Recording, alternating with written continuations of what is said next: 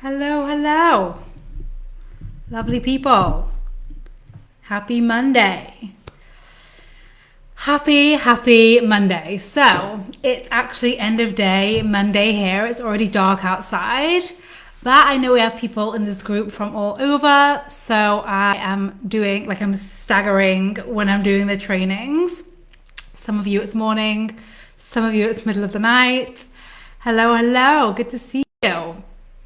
Okay, so what I wanted to share with you guys today is the Monday questions that I use every single week to create success. They're gonna sound super simple, like a lot of the things do in here, and so your brain might want to dismiss them or try them once and then not again.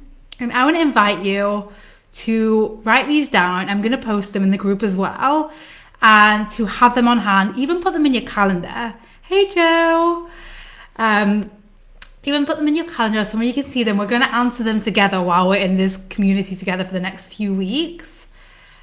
But really, I can't stress enough that one of the biggest reasons why we drown in our weeks with too many to-dos is this outdated to-do list method and this idea that we should write everything down from our brain onto a piece of paper that we can possibly think that we have to do. It's kind of like an overwhelm creator. If you want overwhelm, create a really long list of absolutely everything that you need to do and then start your week from there. So I never start my week that way.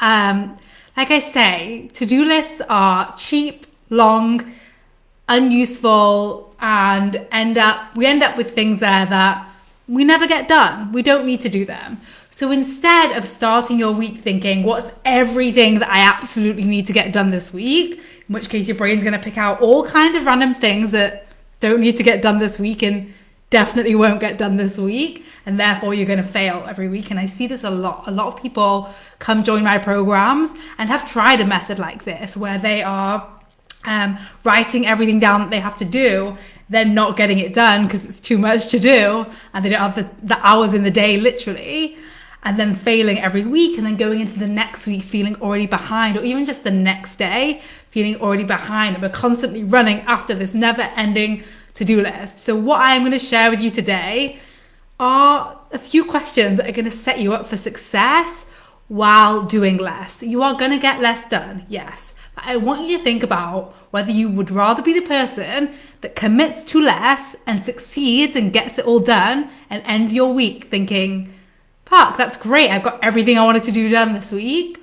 Or the person that's like, I've got all these things and I'm never getting through them and I'm always behind. Feel free, by the way, to respond in the comments. I can see your comments and engage with me and even ask me any questions as we go. So, the very first question that I like to ask myself every single week to create a successful week is all about defining the successful week, right? So what is going to make this week a successful week? Now, it's really important to keep your answer simple and focused here. Don't put 20 things down. Really be thinking I don't know, for me, it's create some amazing trainings in the Hustle Free Holidays group. It's get some calls in the diary of people that want to find out about working with me. And I can even be more specific. I can say I want to speak with 5 people this week that want to work with me. I can say I want to create 4 amazing trainings, and then I want to have the weekend posts scheduled ahead of time. I can say I want to create a podcast that has a few thousand listeners or whatever it might be. So I can make it measurable. But really, I am not going to every single week be like, this week I need to create emails, create the podcast, host a pop-up, serve my clients, have my clients create amazing results. I mean, these are all things that I want, and then build out a new program and then launch the 15-hour work week mastermind and then create time hackers. Can you see, even me saying it to you, it's a lot. And that's before even just managing my inbox and my day-to-day calendar and dealing with what's happened today with Kajabi, with adding all of your emails and names. There have been some tech errors to it. So I am sending an email out on Wednesday. If you don't get it, just ping me your email and we will get you added. But we're having some tech fun happening. So tech happens, life happens. You want to streamline your week and create success by committing to less, because one week maybe the focus is on the podcast and creating some high value there and creating a content plan for the month, but then maybe the following week the focus is really on building out a community like this, or even spending mornings just chilling out, right? Like I remember when I started to think I want to have my mornings for me, that was my priority for the week, because that was a change. Joe said, that's why I've never written everything out, even though I'm telling myself I should do this to meet my goals. Yeah, I mean, writing all the things out and then looking at that piece of paper, it's like there's no consideration up front around what your actual priorities are. So even though we might live in a world where we are pulled in multiple different directions, we are not supposed to do all the things every single day or even every single week. We are not supposed to be the perfect partner, the perfect parent, the perfect business owner, the perfect employee, the perfect emailer, the perfect social content calendar person all at the same time. And I really advise you to think about it like this. Every week is 7 days, or 5 days, or 3 days, however you do it. And if you want to separate out work and play, and you only have to wait 7 days before you get a whole new priority, right? Like it's not that long. Weeks go quick. You guys are probably feeling it around this time like I am. So you get to set your priorities for what's going to make this week successful, create the success, and then move on the following week to, okay, what's going to make this week successful? The second question I have for you is, again, you'll notice everything I'm doing is shrinking down the to-do list, shrinking down the expectation so that you actually follow through and create it. So you create the identity of someone who does what you say you will do and who creates success over and over again. Thanks, Joe. So the second question is, what is one thing you are committed to getting done that you have been resisting? The reason why I only pick one thing, when usually my clients come to me with like, well, there's just 10 things. So if that's you, totally get it. I myself was also like that.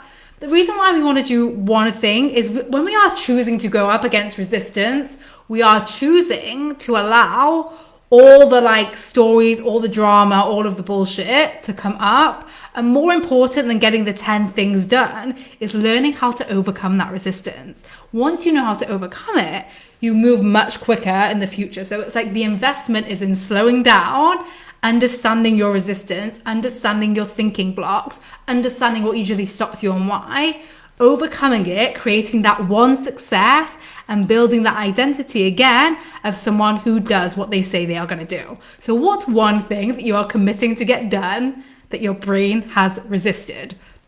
Again, I could tell you guys from today, one thing I'm committed to getting done is getting this Kajabi thing sorted so that we can upload contacts in a streamlined way, whereas previously we've just let it be messy. So it's not like the most fun, exciting thing, but it's definitely a time investment in my business for my people so we can have more time to create creative solutions like the one that I'm talking you through today. Okay, and really important to make that measurable. You want to know very clearly when it's done. There's always one. Yes, Tina. Okay, and the third one, and this is my favorite one, and I really encourage you to spend time here, when typically if your brain is anything like mine or my clients, it's going to be like, this one isn't important. We want to be in the place of doing. Trust me, this one is the magic.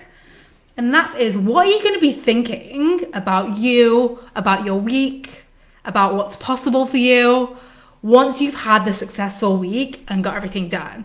And I want you to write a stream of thoughts here, like the more the better. Anything from like, I did it, I had an amazing week, I feel unstoppable, I had so much fun, I know I can do hard things, holy fuck, I created clients or got a promotion or whatever it is. I loved how I spend my mornings. Like really sit with that version of you, exactly like the first call we ever did here together about going to the end at the beginning, doing that on a weekly basis. It's like kind of visualization, I guess, where you are starting your week with the mindset of the successful person who's created it. And that is how you create it, right? It's like literally how you hack your brain. Your brain doesn't know the difference between facts and story, right? That's why we can, like, I don't know about you guys, but I cry a lot of movies. I feel a lot of emotions, even when I'm watching something on the screen, because my brain doesn't understand that, like, that screen is not my reality. I can literally, like, if it's dark at night, and recently I've been doing this a lot because I'm pregnant, I get up in the middle of the night to pee and it's like dark everywhere. And my brain's like, oh, something bad. And like I feel it in my body for a minute before I'm like, okay, nothing bad. Like no one's like in our house just because it's dark. So my brain doesn't understand the reality versus the story. In that moment, I can feel the emotions. This is how we are using it to feel the emotions that you want to feel successful ahead of time, and to then create success from that feeling. So what will you think when you've had a successful week and got it done? And I will type up these questions. You guys can comment here your answers. You can create your own posts, encourage other people. The good thing about creating your own posts, I will say, is like, I think it's easier for everyone to engage with each other's and to see what we're sharing and everything. The last thing I will say, and if you've got any questions on this, type them now while I'm saying this, and I'm here to answer them. The last thing I will say is, as a reminder, you all get live coaching this week. This Wednesday, I'm offering a free live coaching call. Come on, get coached by me, see other people get coached by me, see the tools I teach in action, engage. It's going to be so highly valuable. It's in the events section of this group, and you should get an email about it on Wednesday. All technology going well. That's my goal for the week. So you should you should do what you can to get there. And if you don't get the email on Wednesday, I'm sorry about that. Just DM me your email. We will get you up and on there. Are you suggesting to already start reminding yourself of these thoughts before Friday? Yes, Tina, I'm suggesting sitting in those thoughts and writing these thoughts down now. You can even reread them every morning if you want. Just going to that place. You can type it up on the screen. You can hand note it and then take a picture and share it on the screen. But just going to that place of what will you be thinking when it's done, and start writing those sentences now. Like, what will I be thinking when it's done? Like, it's done. I've had a successful week. I got everything done that I wanted to do. Wow, that was easy. This has been so fun. I feel ahead. I feel so capable. I feel unstoppable, whatever it might be. Like, really, those are just some of my favorites. And the more you do it, by the way, doing this every week, what do you think happens? You create new thinking habits. And the fastest way, or the most efficient way, should I say, to create successful week after week is to create thinking habits. So that's the power. So yes, Tina, do it today. Don't wait till the end of the week, because typically this is what happens, right? Even if we have a successful week, we're like, that was a successful week, and then we're like, next. So what I want to do for each of you is prolong the time you are in the successful week mindset. Do you think writing it out many, many times helps, or post-its everywhere? So here's where I encourage you guys to play, and I would love to see what you find and bring into each of the groups. So I've done post-its before. I had this little notebook. I don't think you can read it, but not a notebook, but I guess it's like Cliff Notes. And I like to write some of my favorite thoughts that come out there and just flip them over. I have one open all the time. Writing it, you might decide that you do want to try writing it every morning and just having 5 minutes with your cup of tea doing that. Go for it. Really encourage you to play with this.